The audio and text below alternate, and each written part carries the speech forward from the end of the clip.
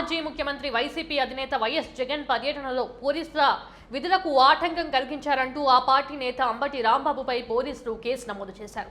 భారత న్యాయ సంహితంలోని 188, 332, 353, 427 సెక్షన్ల కింద ఎఫ్ఐఆర్ నమోదు చేశారు.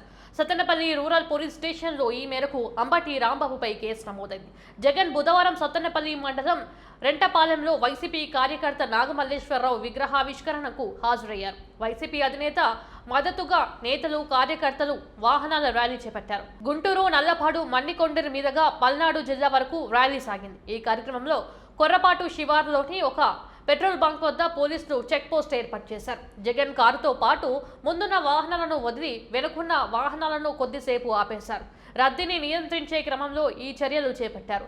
వాహనాలు ఆగిపోవడంతో మాజీ మంత్రి అంబటి రాంబాబు అక్కడికి చేరుకొని కారును ఎందుకు ఆపారంటూ పోలీసులతో వాగ్వాదానికి దిగారు. జగన్ కాన్వాయ్కి ఇబ్బంది కలగకూడదని ఎటుకూరు వద్ద ప్రమాదంలో వృద్ధుడు చనిపోవడంతో ముందు జాగ్రత్తగా వాహనాలను నిలిపివేశామని పోలీసులు వివరించిన అంబటి రాంబాబు వినిపించుకోలేదు. ఓ దశలో తన సోదరుడి మురళితో కలిసి రోడ్డుపై అడ్డుగా పెట్టిన భారీ గేట్లు నెట్టేశారు. అడ్డు చెప్పిన పోలీసులపై నోరు పారేసుకొని వారిపైకి దూసుకెళ్లాడు. దీంతో తమ విధులకు ఆటంకం కలిగించారంటూ అంబటి రాంబాబుపై పోలీసులు కేసు నమోదు చేశారు.